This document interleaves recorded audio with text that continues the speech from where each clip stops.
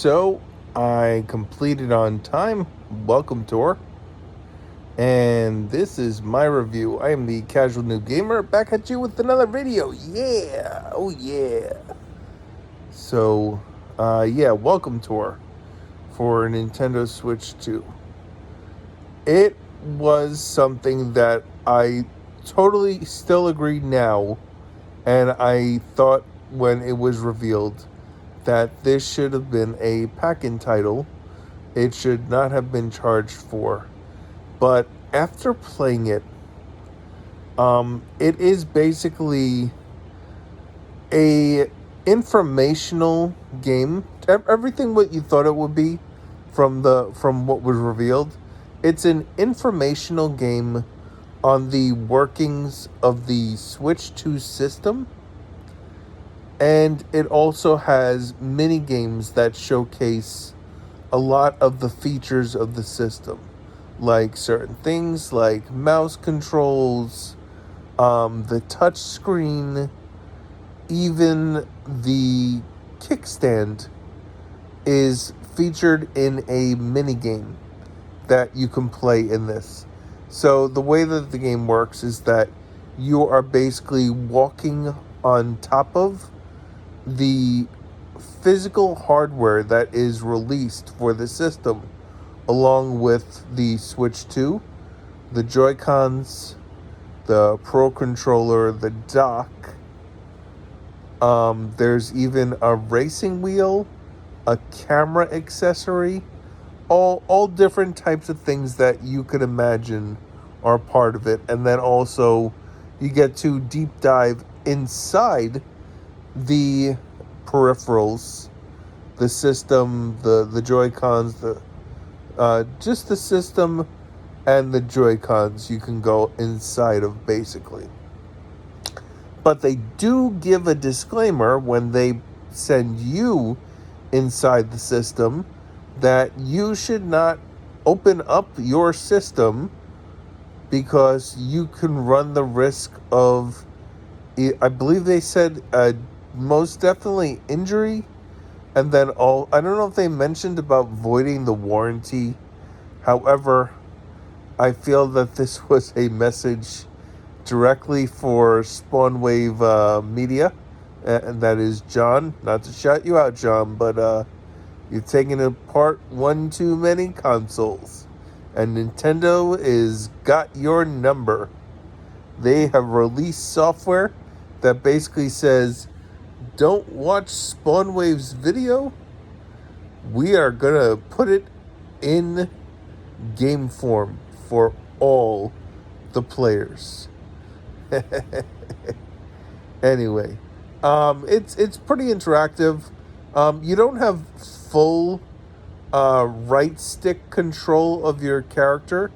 It's more of like an older N64 game where you push in a direction, either left or right, and the game will rotate if that camera angle is available.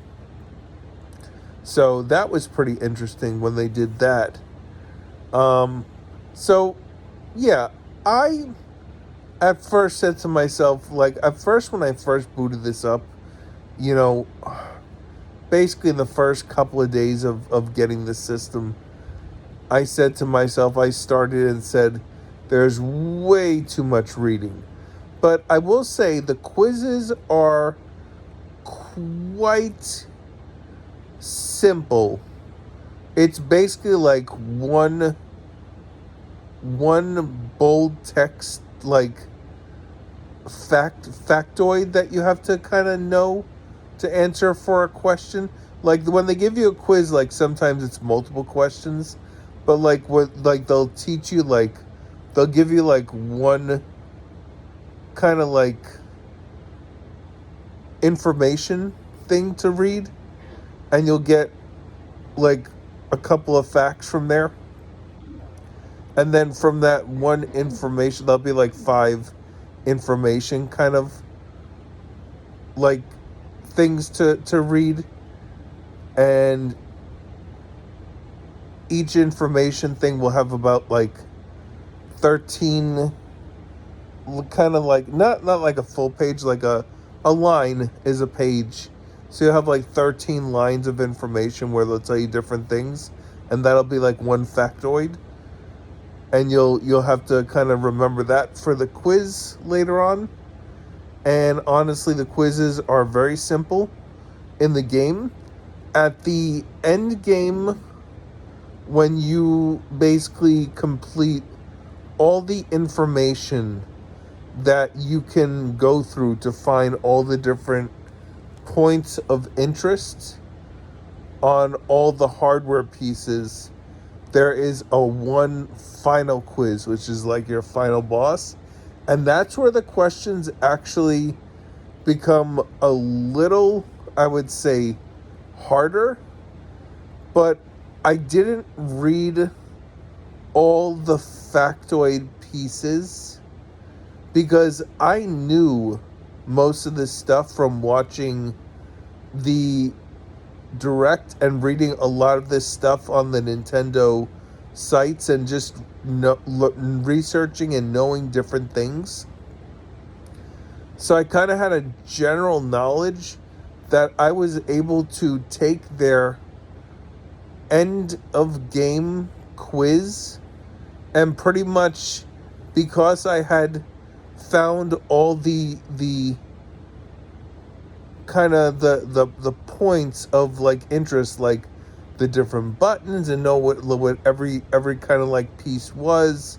And I did do most of the factoid like research things to read stuff, because you had to know some stuff that wasn't kind of given, and I would go back in to read more to kind of like update myself, because sometimes I'll read stuff and I'll need to read it a few times before it's really like drilled in, because even like if you've been watching some of the videos that I've been putting up, like some of the things that I had that were kind of like questions about like how different things in Switch 2 kind of universe now work with the hardware and the different software and like the cartridges and this and that, and like questions that like I posed in my videos, like they didn't exactly answer fully as much as what you would get on like a Nintendo website, or looking up stuff, or going on like Reddit posts and different things like that.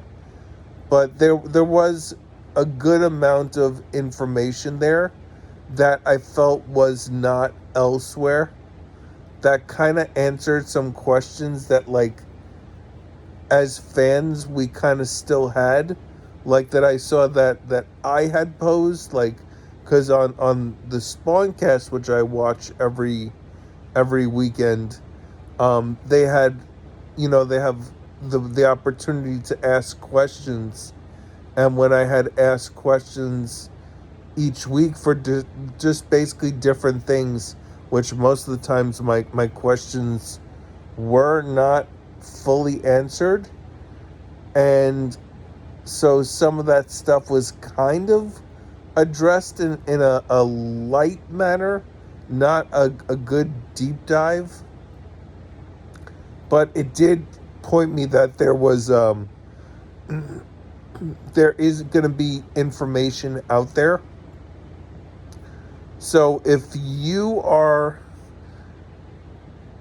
have played Welcome Tour and you are a technical type of person, I think that Welcome Tour would definitely spark some sort of information or direction to go down a certain road, to have a light shed on, oh, this is kind of where I should be looking for the answer, to further develop like your knowledge of the Switch system from a consumer and just an enthusiast or interest standpoint. So for that there, I think that was really, really good. and it was a lot more than they showed in the trailer. And I'm kind of glad that they didn't show as much of the information that I got here, because there isn't much to this game.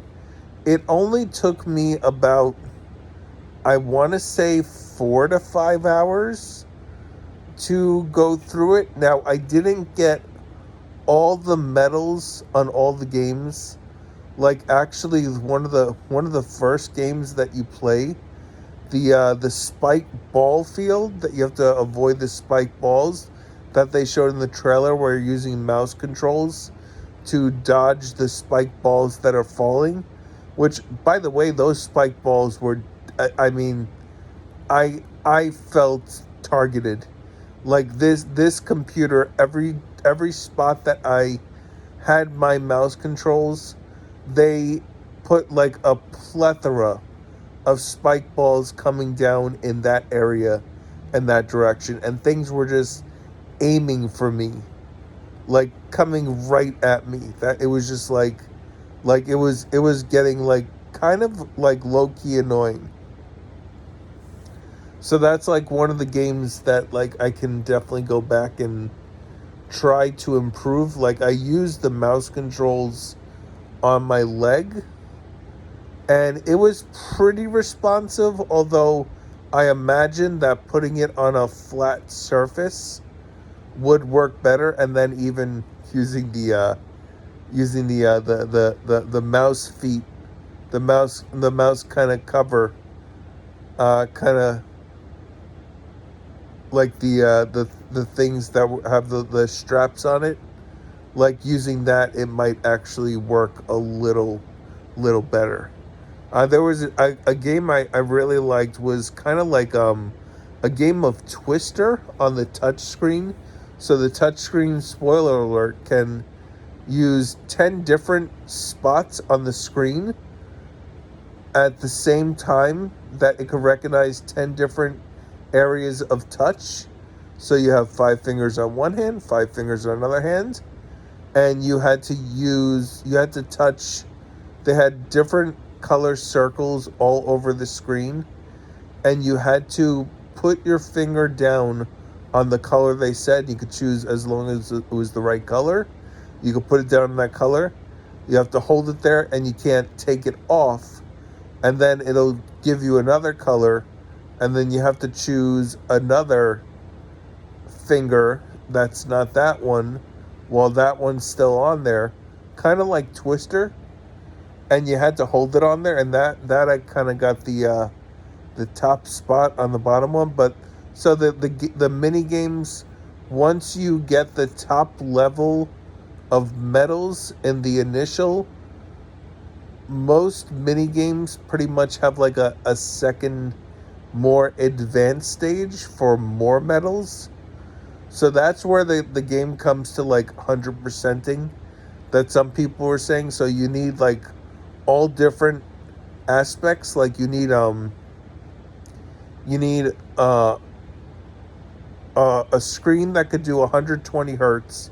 So if you don't have a TV that does that, then you could do that on the handheld, on the Switch screen. Then there's mouse controls, there's the GL/GR buttons. Excuse me. There's the GL/GR buttons on either the back of the Pro controller, or apparently there is a grip that you can buy, a charging grip for the Joy-Cons, the Joy-Con 2s. So there's a charging grip for the Joy-Con 2s that has a GL/GR buttons on the back. Apparently, I guess. Then there's the stand. So there's one where you put the Switch in tabletop mode and put the stand to different angles, and then you basically have to do stuff with that. And just there's that. I mean, there's the thing that they showed, which is the Mario Brothers, the level 1-1 that goes on the entire screen. For that, I had to stand up and go next to the TV because it is so small on my TV. And my TV's, I mean, it's about, it's, I mean, it's a decent size, but I guess I had to get up to go close to it to be able to see what I was playing because I couldn't play the game to get through the level. That you have to do a whole bunch of different parts. Like they'll be like challenges as you're playing, like finish the game by going through one of the warp pipes, then finish the game with a fire flower attached to yourself. Yeah. And it was a little buggy because you can see the entire level, but it plays like Mario Brothers does, that once you go move to the right, you can't go back left, but you could still see the whole level left. So there's like an invisible wall that comes up with that. And with some of the enemies, they would go off screen, and then they would disappear at times, I thought. I mean, I couldn't tell because everything was so small. I couldn't see what was going on with that. But yeah, the mini games were fun. I didn't do all of them because you have to have a certain amount of medals to get to all the games.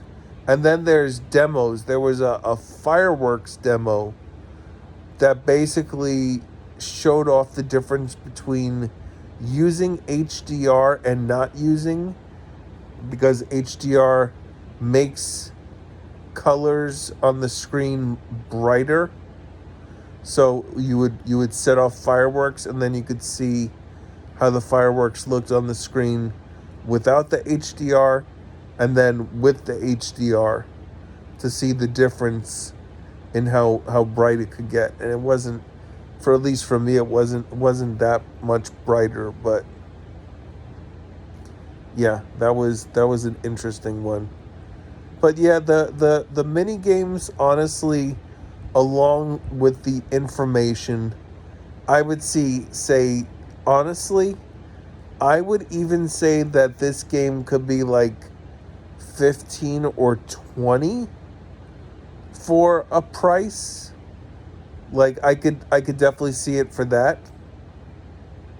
Like I think that there is actually much more here in this than there is in the upcoming Drag X Drive game, which is $20, which it seems like that one is just, the one type of basketball and that's it. But I mean, listen, I mean, this is a single player experience. It's very short. Should it have been a packing game? Yes, it absolutely should have. But I definitely think that it is a game well worth it. And I feel that we're also, very spoiled in the fact of what packing games used to be on the systems. There's obviously much more in a Wii Sports in that type of game. There's obviously much more like their replayability kind of stuff. This, like, once you kind of get the medals, like, yeah, some of the mini games, they are fun. I could see them as fun, and you could kind of just jump back to them again. But overall, just to wrap it up, I would give Switch Sports a definite thumbs up. So yeah, let me know if you played it, what you thought of it. Would you recommend it to someone else? I mean, I would, especially for $10. $10 is not bad. I've bought worse games for a lot more. Anyway, I would love if you could like, subscribe, and comment. I am the Casual Noob Gamer, and I hope you have a great day. Later.